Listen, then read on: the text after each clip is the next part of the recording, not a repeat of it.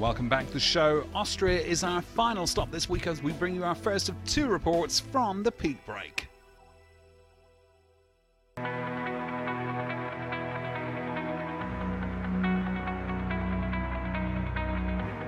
Eight stages, 10,000 metres of elevation gain within a distance of almost 1,000 kilometres. That's Peakbreak, a tour of Austria for hobby cyclists. Every stage is a mountain stage, and many of these mountains are well known because of the Tour of Austria or the Giro d'Italia. Kronplatz, Großglockner, Kitzbühel Horn, the list is long and daunting.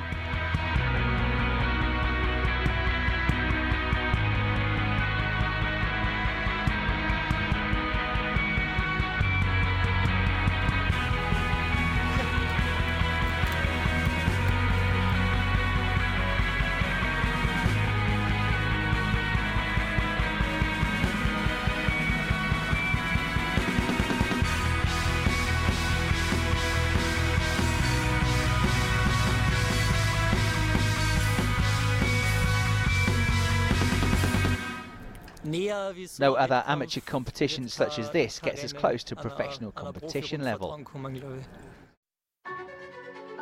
The first stage of the 6th edition of Peakbreak already offers some highlights for every cyclist. It starts in Triplach, close to Hermagor in Carinthia, and leads to Sella Nevea in Italy, well known from the Giro, before continuing to Nassfeld back in Austria. New at this first stage for the first time, the Alp Adria Bike Marathon is part of Peakbreak 2013.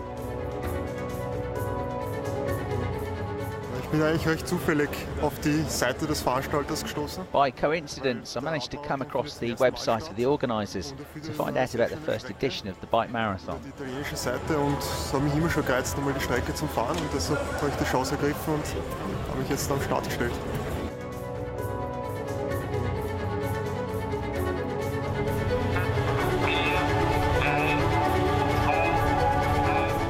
The race gets rolling. The field arrives in Hermagor. No matter if you're a Peakbreak or Alp Adria competitor, the route is the same for both.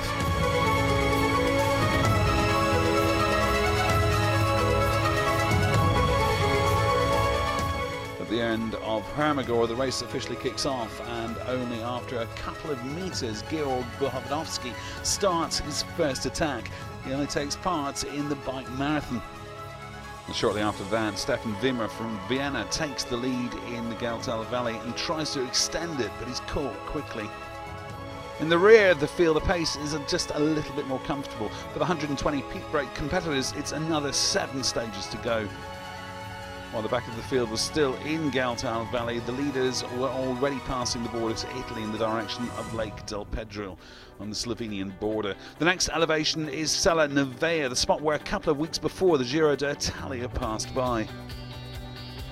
The leading group was fast, and until the uphill to Nassfeld, Georg Buchowski finally gets away and rides to an easy victory at the Alp Adria Marathon. Caroline Kopiatz from Hersching in Germany leads in the women's category by over 10 minutes. The route leads from the idyllic alpine pastures of Friaul back in the direction of Austria over to Nassfeld.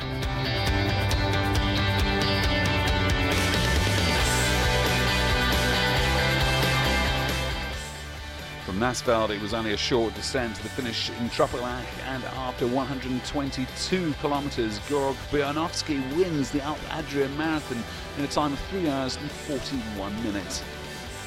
Only 2 minutes behind him, the German Christoph Skupke, and 4 minutes behind the third-ranked Karl Belzig. The concept of combining the Peakbreak stage race with the Alp Adria Marathon has worked, and it was time for all Peakbreak Marathon participants to think about the next stage and the Dolomites. The route through the Dolomites on day 2 is very picturesque, but with 200 kilometres of distance, it's extremely tough too.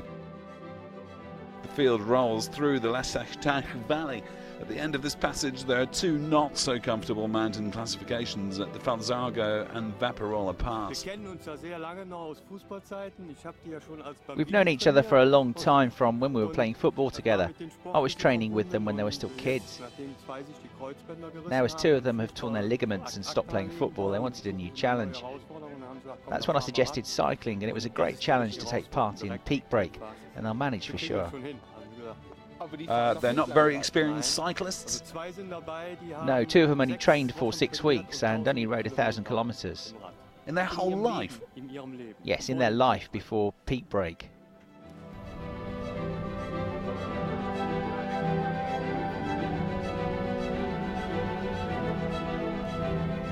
There are 3 riders in the lead group: the Dutchman David de Graaf, Stefan Wimmer from Vienna and Peter Havas from Hungary, all well known from previous years.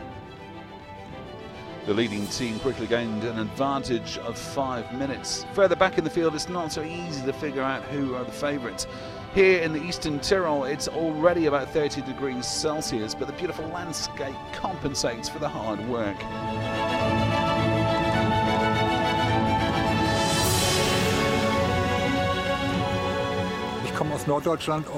I'm from northern Germany. We don't have mountains.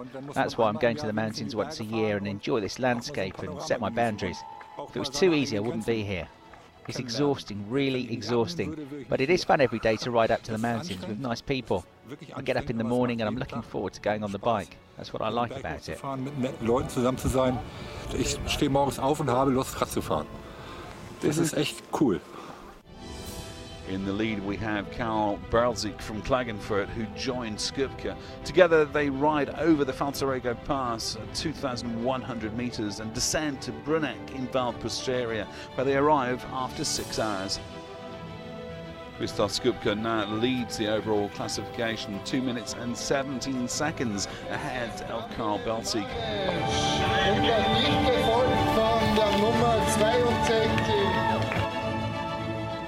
The way this race develops is all about victory for me.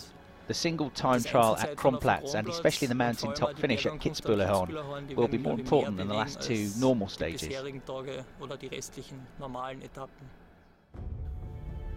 The single time trial at Kronplatz takes place at a legendary 26% climb and part of the route is gravelled.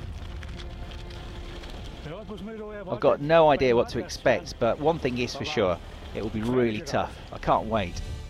And we'll be back with all the action from the Peakbreak in next week's show. Until then, thanks for watching.